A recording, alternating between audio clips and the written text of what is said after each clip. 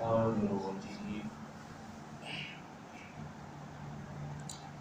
بسم الله الرحمن الرحيم يعتذرون إليكم إذا رجعتم قل لا تعتذروا لن نؤمن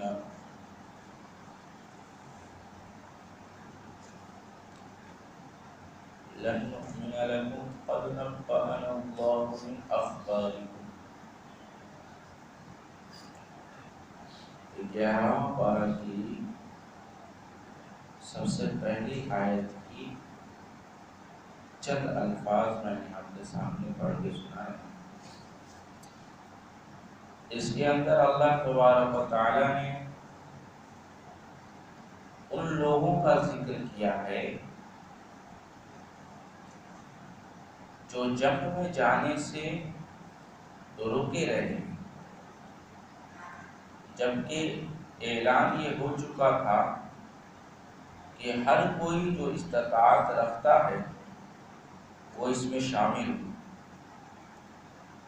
لیکن آپ کو معلوم ہے کہ اسلام کے دو اہم رکن ایسے ہیں کہ ان دو رکنوں میں، ان کی ادائیگی میں ایمان والے اور وہ لوگ جن کے دلوں میں ایمان ابھی داخل نہیں ہوا، یعنی نفاق والے، ان کی پہچان ہو گئی. پہلے آپ یہ جان لیں کہ اگر ایمان کے اندر سے اخلاص نکل جائے تو وہی ایمان نفاق بن جاتا ہے. ایمان کے ساتھ اخلاص کا ہونا ضروری ہے، اور یہی اخلاص اگر عمل سے نکل جائے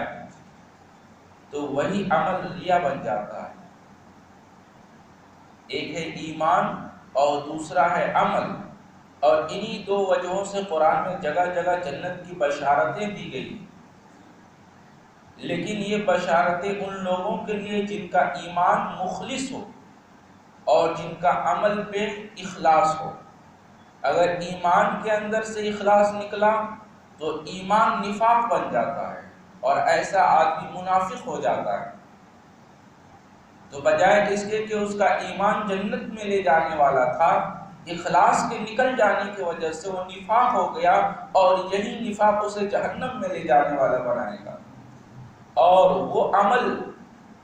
جس کی وجہ سے اس کے درجات بلند ہوتے ہیں، اس کے گناہ معاف ہوتے ہیں اور وہ جنت میں جانے کا مستحق ہوتا ہے، لیکن اسی عمل سے اخلاص نکل جائے تو وہی عمل ریا بن جاتا ہے، اور یہ عمل اس کو جہنم میں لے جانے کا سبب اور ذریعہ بنتا ہے. تو دو رکن اسلام کے ایسے ہیں کہ ان کے اندر پہچان ہو جاتی ہے کہ کون اہم ایمان لانے والے لوگ ہیں. وہ دو رکن کیا ہیں؟ ایک ہے اللہ کی راہ میں اپنا مال نچھاور کرنا، اور دوسرا ہے اللہ کی راہ میں اپنا جان نچھاور کرنا. یہ دو اہم رکن ایسے ہیں کہ جب جب بات اسلام کے لیے اپنے جان و مال کو قربان کرنے کی آئی ہے، ایمان والوں کا گروہ الگ ہو گیا، اور جن کے دلوں میں ایمان ابھی داخل نہیں ہوا ان کا گروہ الگ ہو گیا. یہاں ایسے ہی کچھ لوگوں کا ذکر ہو رہا ہے کہ جنگ تبوک کے لیے جب سب کو بلایا گیا تو ان میں سے بعض لوگ ایسے تھے. آپ کو معلوم ہے جنگ تبوک ایسی گرمی میں ہوئی تھی جس وقت لوگ کھجور کے کھا کر پانی پی کر ان کے سائے تلے آرام کرتے تھے، اور بہت ہی زیادہ گرم کے موسم میں، ایسے موسم میں لوگ آرام پڑے رہتے تھے. وہ آرام بہت ضروری ہوتا تھا، دھوپ میں کوئی نکلنا نہیں چاہتا، وہ چھلچھلاتی ہوئی دھوپ ہوتی تھی. ایسے وقت میں، ایسے حالات میں یہ اعلان کیا گیا تھا کہ اللہ کے لیے تم سب کچھ چھوڑ کے اپنے جان کو قربان کرنے کی. لیکن جن کے دلوں میں ابھی ایمان داخل نہیں ہوا تھا وہ سب آ رہے تھے نبی کے پاس اور اپنا عذر پیش کر رہے تھے کہ اللہ کے رسول میرے پاس یہ عذر ہے، میرے پاس یہ عذر ہے، میرے پاس یہ عذر ہے. اللہ نے انہی لوگوں کا ذکر کیا ہے یعتذرون الیکم اذا رجعتم قل لا تعتذروا لن نؤمن لکم، اللہ کہہ رہے ہیں کہ اے اللہ کے رسول یہ آپ کے پاس عذر پیش کر رہے ہیں اور آپ انہیں چھوڑ دے رہے ہیں، اجازت دیتے رہے، لیکن حقیقت میں ان کے پاس عذر ہے ہی نہیں، تو آپ تو عذر کے پیش نظر انہیں چھوڑ دے، لیکن اللہ انہیں نہیں چھوڑنے والا، کیونکہ آپ کے سامنے آ کر وہ کہہ رہے ہیں، آپ تو مان لے رہے ہیں، لیکن اللہ ان کے حالات کو جاننے والا ہے کہ اصل ان کے پاس حقیقت میں عذر ہے یا نہیں ہے، تو اللہ انہیں نہیں چھوڑنے والا۔ اس کے بعد 3 لوگوں کا واقعہ ذکر ہو رہا ہے جو ایمان والے ہیں، لیکن جانے سے اس جنگ کے اندر سستی برت گئے اور غفلت کر گئے۔ ان کا جانے کا ارادہ تھا، لیکن واقعہ یہ ہوا کہ ان لوگوں نے یہ سوچا کہ ابھی لوگ پہلے پڑاؤ پہ پہنچے ہیں، ہمارے پاس سواریاں ہیں، راستے ہیں، ساز و سامان ہیں، تو ہم کچھ دن اور آرام کر لیں تو اگلے پڑاؤ میں ہم اپنے ساتھیوں کو پا لیں گے۔ اس طرح کرتے کرتے انہوں نے دھیرے دھیرے وہ سارا قافلہ گیا بھی،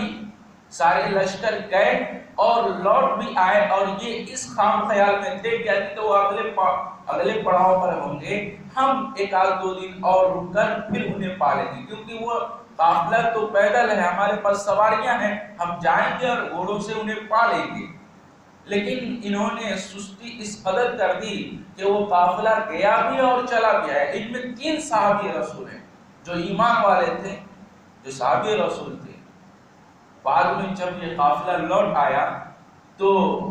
دوسرے لوگ بھی آ رہے تھے عذر پیش کرنے، ان میں یہ 3 لوگ بھی شامل تھے۔ اس میں سے ایک صحابی رسول حضرت کعب بن مالک بھی تھے، بہت جلیل القدر صحابی رسول ہیں۔ تو یہ 3 لوگ بھی آئے اللہ کے رسول کے پاس اور کہا، اللہ کے رسول ہم لوگوں نے تو یہ چاہا تھا کہ ہم پہنچ جائیں، لیکن ہماری سستی نے ہمارے اوپر غالب آ گئی۔ اس سے ایک نقطہ یہ بھی ملا کہ نیک کاموں کے اندر سستی کرنا یہ انسان کو غفلت کے اندھیرے میں ڈھکیل دیتا ہے۔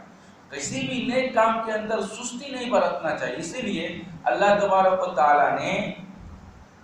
2 لوگوں کا ذکر کیا ہے ایمان کے لیے۔ معلوم ہے کیا؟ ایک نماز پڑھنے والے ہم بھی ہیں اور ایک نماز پڑھنے والے وہ منافق بھی ہیں۔ تو منافق جب اللہ کے سامنے اللہ کے گھر میں نماز کے لیے آتے ہیں تو ان کی حالت کیا ہوتی ہے؟ قاموا کسالى، بڑی کسل مندی کے ساتھ وہ آتے ہیں، ہلتے ڈلتے بالکل سست پڑے ہوئے، جیسے ان کی پیشانی پہ بہت بڑا بوجھ ہے یہ نماز پڑھنا، ہر نماز کے وقت میں، اذان کے وقت میں ان کو آنا پڑ رہا ہے۔ ان کی دل، ان کی چاہت، ان کی محبت نہیں ہے، لیکن کیونکہ انہوں نے ایمان کا اظہار کیا ہے تو اس نسبت سے انہیں آنا پڑ رہا ہے۔ تو اللہ نے ان کی حرکتوں کو بیان کیا، یہ ہے آنا ان کا، بڑے یہ ڈھیلے ڈھیلے ڈولتے ڈالتے، بڑی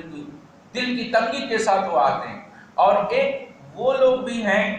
جو ایمان والے خرچ کرتے ہیں، اور ایک یہ لوگ بھی ہیں جو خرچ کرتے ہیں۔ تو اللہ تبارک تعالیٰ نے ان منافقوں کو خرچ کرنے کے بارے میں بتایا، جب یہ اللہ کی راہ میں دیتے ہیں تو ان کے دل بالکل تنگ پڑ جاتے ہیں، گویا کہ ایسا انہیں معلوم ہوتا ہے کہ ہمارے اوپر ایک بہت بڑا بوجھ ہے جو ہم سے لیا جا رہا ہے، یہ بوجھ اتار رہے ہیں،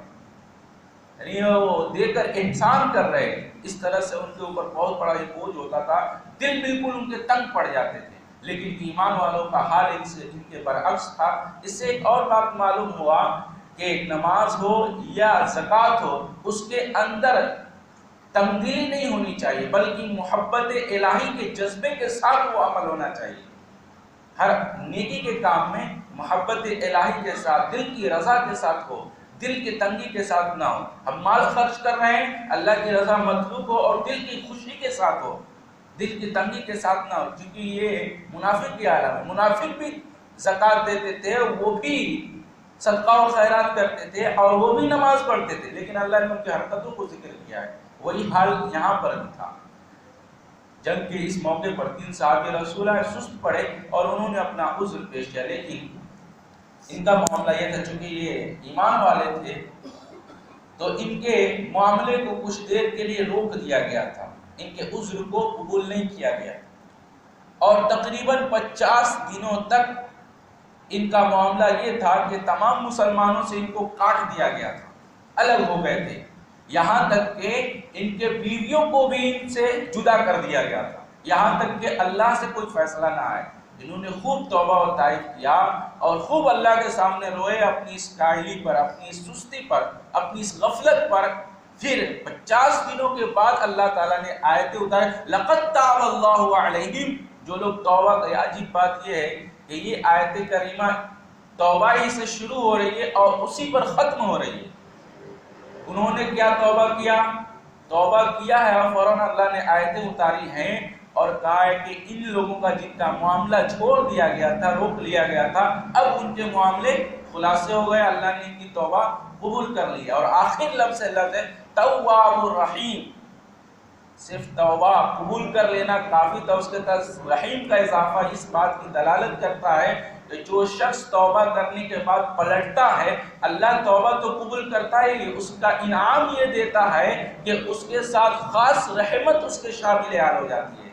یعنی اللہ تعالیٰ کی رحمت اس کے لیے اور بھی زیادہ ہو جاتی ہے جو انسان توبہ کرتا ہے۔ میں اس کو ایک مثال دیتا ہوں، ہمارے بچے ہیں غلطیاں کر لیتے ہیں، غلطیاں کرنے کے بعد بچہ آ کر رو کر کہے کہ ابو ہم سے غلطی ہو گئی ہے، اور اپنی غلطی پر رونے لگے، پچھتانے لگے،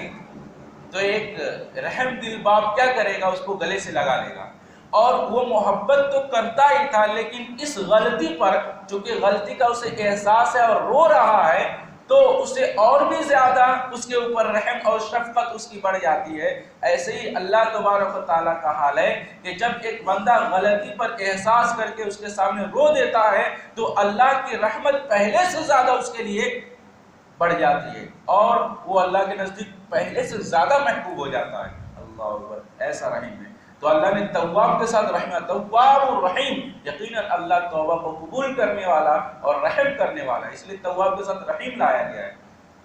اور رحیم کا ایک مفسر نے اور تشریح کی ہے، وہ یہ کہ اللہ تبارک تعالیٰ اس کے لیے خاص انعام دے گا اس توبہ کی وجہ سے۔ اللہ اگر اس نے سچی توبہ کی ہے، کوئی انسان ہو اگر گناہوں کی سچی توبہ کرتا ہے، توبہ نصوحہ کرتا ہے، تو اللہ توبہ تو قبول کرتا ہی ہے لیکن اس توبہ کی وجہ سے اسے انعام یہ دے گا کہ اسے جنت میں داخل کرے گا، جنت کا انعام دے گا اسے، اگر اس نے سچی توبہ کی ہے تو یہ 3 لوگوں کا واقعہ مختصر طور پر تھا۔ اس کے بعد اللہ تبارک تعالیٰ نے دیہات لوگوں کا، جو دیہات میں رہتے ہیں، ان کا واقعہ ذکر کیا، کہا کہ دیہاتیوں میں کچھ لوگ ایسے ہیں جو ایمان کے اندر بھی پختہ ہیں، جو اللہ سے محبت کرتے ہیں، لیکن کچھ لوگ ان میں ایسے ہیں جو کفر میں بڑے اڑے ہوئے ہیں، کفر میں بڑے اڑے ہوئے ہیں۔ اس کے بعد اسی کے جسٹ بعد ان کی وجہ یہ بیان کی گئی کیونکہ وہ اللہ کی اتاری ہوئی نازل کردہ احکام سے غافل ہے، ان کو علم نہیں ہے۔ اب میں اس سے ایک نقطہ میں بتاؤں، وہ غافل ہیں اس وجہ سے وہ کفر پہ اڑے ہیں، لیکن جس دن وہ اللہ کے احکام کی نازل کردہ احکام کا علم ہو جائے تو وہ کفر سے ایمان کی طرف پلٹ آئے۔ وجہ اس میں نقطہ اور اہم بات یہ ہے کہ عالموں سے، علم والوں کی صحبت رکھنا کفر سے دوری ہے اور جہالت سے دوری ہے، اور ان سے دوری رکھنا جہالت و کفر سے قریبی ہے۔ آگے بات سمجھ میں؟ یعنی اگر آپ علماء کرام سے اپنی صحبت اور اپنا رابطہ رکھتے ہیں تو ان کی صحبت سے آپ کا ایمان بڑھتا رہتا ہے اور آپ کفر سے دور رہتے ہیں، شرک سے دور رہتے ہیں اور علم سے قریب ہوتے ہیں۔ توحید کی اہمیت اور توحید کی وضاحت آپ ہمیشہ سنتے رہتے ہیں اور ایمان بڑھتا رہتا ہے، لیکن جیسے ہی ان سے دوری لوگ اپنائیں گے ویسے ہی ان کا ایمان کمتا جائے گا، اور ہو نہ ہو کبھی ایسا وقت آ جائے گا اس ایمان کی دوری کی وجہ سے جہل آئے گا، علم چلا جائے گا اور کفر کا بھی وہ ارتکاب کر لیں۔ تو یہاں صحبت اختیار کیا جائے ان لوگوں کا جو علم والے ہیں، تاکہ ان کے پاس علم رہے اور علم ہونے کی وجہ سے جہالت دور رہے۔ جہالت سے شرک آتا ہے اور علم سے توحید آتا ہے۔ اس کے بعد ایک بہت اہم بات کہی گئی ہے، اللہ تبارک تعالیٰ نے ایک بات کہا جو 10ویں پارہ سورہ توبہ کے اندر بھی وہ بیان کیا گیا تھا کہ وہ لوگ جن کی موت شرک پر ہوئی ہے، آپ ان کے حق میں دعائے خیر دعائے مغفرت نہ کریں۔ جن کی موت شرک پر ہوئی ہے ان کے لیے دعائے مغفرت کرنا نہ تو کسی مومن کے لیے جائز ہے اور نہ نبی کے لیے جائز ہے۔ معلوم ہوا شرک ایک ایسی قباحت ہے، ایک ایسا جرم ہے کہ مر جانے کے بعد بھی ان کے حق میں دعائے مغفرت کوئی نہیں کر سکتا، کوئی مومن دعائے مغفرت ان کے لیے نہیں کر سکتا۔ اس کے بعد ایک اہم بات کہا جا رہا ہے اللہ کے نبی صلی اللہ علیہ وسلم کے تعلق سے کہ قُلْ لَا أَمْلِكُ لِنَفْسِي ضَرًّا وَلَا رَشَدًا۔ اللہ فرماتا ہے کہ اے نبی آپ کہہ دیجئے قُلْ لَا أَمْلِكُ لِنَفْسِي کہ میں اپنے نفس کے لیے ذرہ برابر بھی نفع کا اختیار نہیں رکھتا اور نہ ہی نقصان کا اختیار رکھتا ہوں، یعنی ذرہ برابر بھی میں اپنے نفس کے لیے نفع اور نقصان کا مالک نہیں ہوں۔ معلوم ہوا کہ جب خود رسول صلی اللہ علیہ وسلم اپنی نفع اور نقصان کا اختیار نہیں رکھتے تو ظاہر ہے کہ دوسرے لوگوں کا نفع اور نقصان کا اختیار اور ان کی وہ مالک کیسے بن سکتے ہیں؟ ہر قسم کی نفع اور نقصان کا مالک اللہ ہی ہے، نفع بھی اللہ کی طرف سے ہے اور نقصان بھی اللہ کی طرف سے ہے، یہاں تک کہ نبیوں کو بھی ان کے خود کی نفس کا نفع اور نقصان کا مالک نہیں بنایا گیا، وہ خود اپنے نفس کے لیے نفع اور نقصان کا مالک نہیں ہے۔ آپ نے خود دوسری آیتوں میں اللہ تبارک تعالیٰ نے فرما دیا ہے کہ اگر میں غیب کا جاننے والا ہوتا تو بہت سارے نفع کو میں سمیٹ لیتا اور ضرر سے میں دور رہتا، لیکن ہم یہ دیکھتے ہیں جب سیرت پڑھتے ہیں تو اللہ کے رسول صلی اللہ علیہ وسلم کو بھی ضرر پہنچی ہے اور آپ بھی بعض جگہوں پر نفع سے دور رہے ہیں، آپ کے اوپر بھی پریشانیاں آئی ہیں، مصیبتیں آئی ہیں اور آپ کو بھی نقصان دیا گیا ہے۔ اس سے معلوم ہوتا ہے کہ آپ غیب کے جاننے والے نہیں تھے، کیونکہ اللہ نے خود کہہ دیا ہے کہ اگر آپ غیب کے جاننے والے ہوتے تو آپ کو نقصان نہیں پہنچتا، آپ پہلے ہی اس سے اپنا بچاؤ کر لیتے۔ تو یہ مختصر سا ترجمہ تھا، کچھ آیتوں کا تشریح تھی۔ انشاءاللہ اور اہم اور جامع باتیں بعد نماز عصر میں ہوں گی۔ اللہ سے دعا ہے اللہ تعالیٰ ہمیں اچھی سمجھ اچھے عمل کی توفیق عطا فرمائے۔